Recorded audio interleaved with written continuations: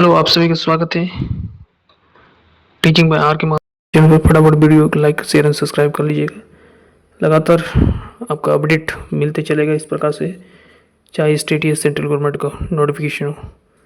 BPSC TRE 4.0 exam के बारे में यदि डिस्कस किया जाए तो आपका सबसे पहले आपको जानना है कि यदि आप बिहार स्टेट पेपर 2 क्वालिफाई हैं और 11-12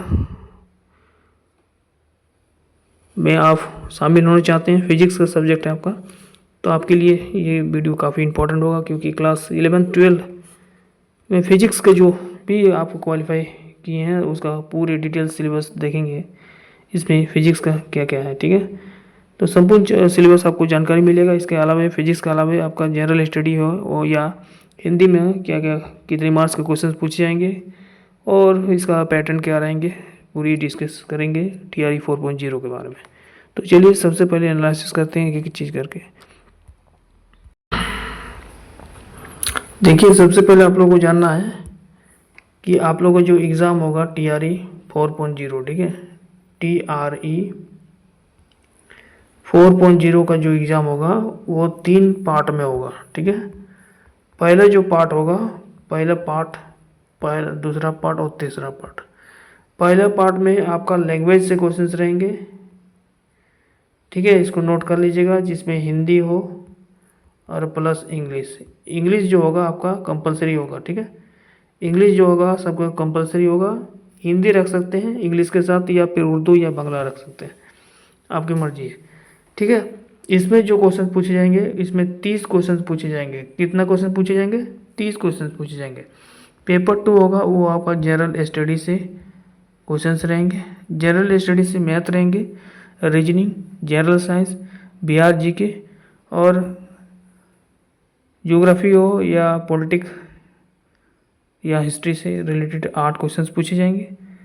और मैथ से 8 क्वेश्चंस, जनरल साइंस से 8 question, Bihar GK current affair 8 question. इस प्रकार से देखा जाए तो जनरल स्टडी से कुल मिलाकर आपका 40 क्वेश्चंस पूछे जाएंगे, ठीक है। पेपर थर्ड जो होगा, यानी पेपर थर्ड नहीं, पार्ट 2 बोल सकते हैं, वो आपका सब्जेक्ट से रिलेटेड होगा, ठीक है। यदि आपका फिजिक्स सब्जेक्ट है तो फिजिक्स से आपका कुल मिलाकर 80 क्वेश्चन पूछे जाएंगे, या फिर आपका केमिस्ट्री हो, बॉटनी हो, ठीक है, हिस्ट्री पॉलिटिकल जो भी हो, उसमें 80 क्वेश्चन पूछे जाएंगे।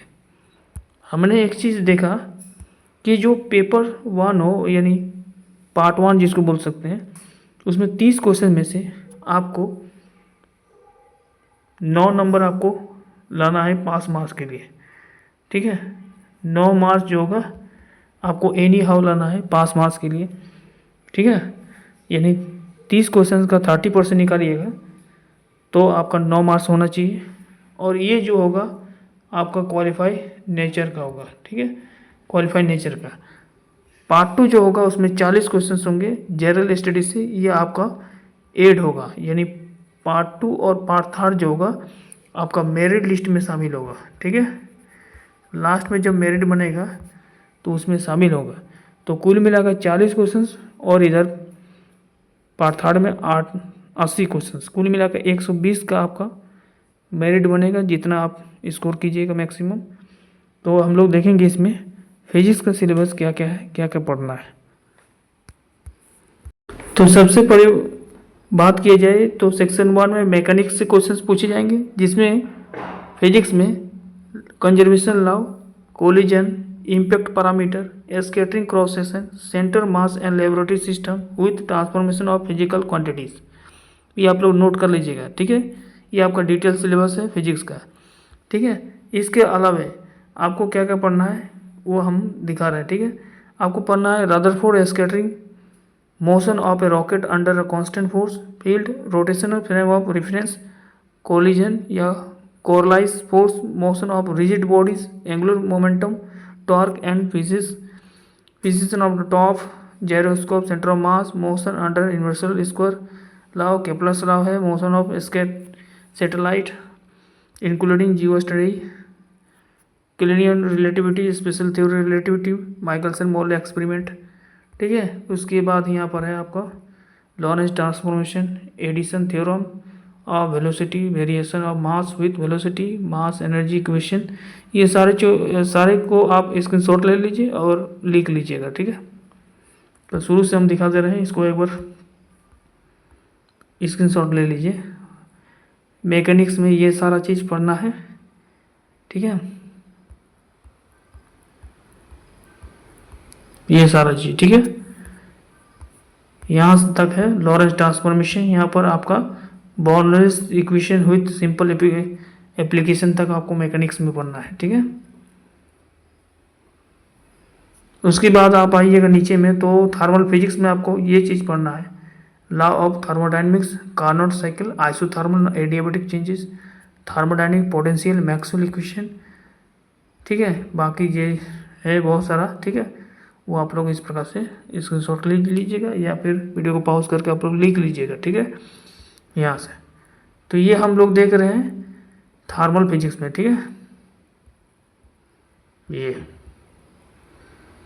ठीक है, सारा चीज़ पढ़ना है। वेन आंस्टाइन डिवाइस थ्योरी है, when loss, Planck's constant, solar constant है, ठीक है। यहाँ तक आपको पढ़ना है, कहाँ तक, नेगेटिव टेम्परेचर तक, कंसेप्ट ऑफ नेगेटिव टेम्परेचर। ये थर्मल फिजिक्स का पूरा सिलेबस है, ठीक है। मैकेनिक्स पूरा पढ़ना है, जो जो सिलेबस में दिया है एक एक अंडरलाइन करके पढ़ लीजिएगा, इससे बाहर क्वेश्चन नहीं देगा। जैसे आपने 3.0 में देखा, सेम उसी प्रकार से 4.0 में भी रहेगा, ठीक है। सिलेबस के बाहर नहीं रहेंगे। उसके बाद आपको मैकेनिक्स के बाद थर्मल फिजिक्स पढ़ लिए, जो सिलेबस में दिए है उसको आप लोग पढ़ लेना है। इस प्रकार से आप लोग लिख लेना है, वीडियो को पॉज करके देख सकते हैं या स्क्रीनशॉट ले सकते हैं।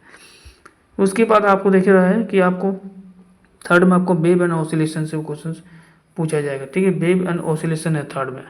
पहले आपको मैकेनिक्स, उसके बाद है थर्मल फिजिक्स, उसके बाद वेव एंड ऑसिलेशन से। तो इसमें ऑसिलेशन से सिंपल क्वेश्चन पूछे जाएंगे। Oscillation, simple harmonic motion, static and travelling waves, damped harmonic oscillation है, फोर्स ऑसिलेशन है, बाकी सब यहाँ पर आप देख पा रहे हैं, ठीक है।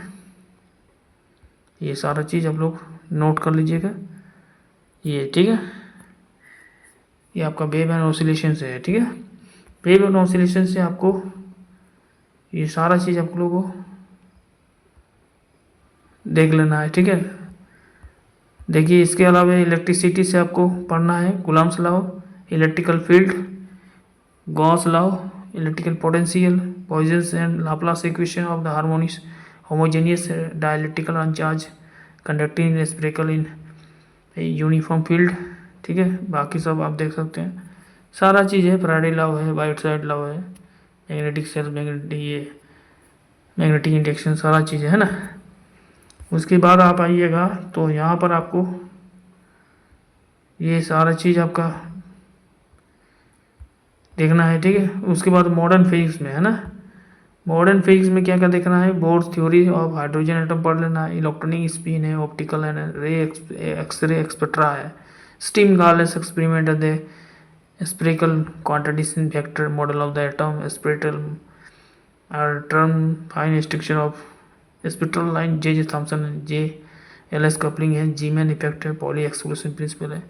बाकी आप लोग देख लीजिए, यहाँ पर सारी चीज़ आप लोग नोट कर लीजिएगा, ठीक है।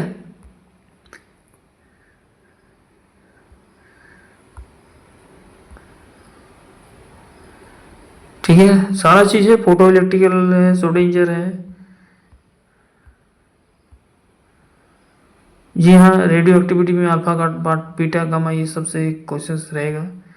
अनसर्टेनिटी प्रिंसिपल भी दिया हुआ है, mass spectrum, nucleus fission fusion, classification भी है, ठीक है। साइक्लोट्रॉन भी पढ़ना है, ठीक है।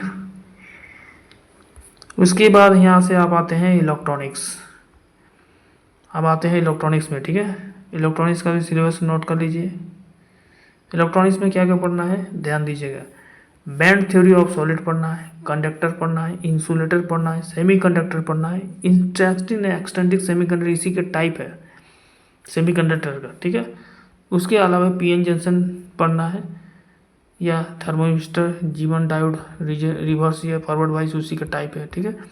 PN junction, solar cell, use of diode and transistor of rectification, amplification, oscillation, modulation, detection of the respect to peps, transistor, receiver, television और लॉजिक गेट। लॉजिक गेट में आपको पाँच गेट पढ़ना है। एक पढ़ना है क्या, लॉजिक गेट में 5 गेट, एक होता है NOR gate, AND gate, NOR gate, NAND gate और नैंड गेट। ये और होता है एक होता है नैंड एंड, एक होता है नॉट, एक होता है नॉर और एक होता है नैंड। ठीक है, ये पांचों गेट आप लोग पढ़ना है डिटेल्स में हुई ट्रूथ टेबल के साथ। ठीक है, ट्रूथ टेबल के साथ, सिंबल हुई ट्रूथ टेबल के साथ पढ़ लीजिएगा। यहाँ से एक क्वेश्चन से इस बार देखा जाएगा तो 2 से 3 क्वेश्चन TRE 3.0 में यहीं से पूछा गया था। तो आई होप है कि 4.0 में भी आपका 2 से 3 सवाल मिनिमम क्वेश्चन, 2 से 3 सवाल आपको लॉजिक गेट से पूछा जाएगा। बाकी इलेक्ट्रॉनिक्स के जो भी टॉपिक है, चाहे पी जंक्शन है, जीनर डायड है, रेक्टिफिकेशन है, ऑसिलेशन मॉड्यूलेशन है, यहाँ से भी क्वेश्चंस पूछा गया है 3.0 में, 4.0 में भी पूछा जाएगा। ठीक है, तो ये सारा चीज़ जो था वो आपका डिटेल सिलेबस था, जो आप लोग नोट कर लीजिएगा। ठीक है, क्लियर है।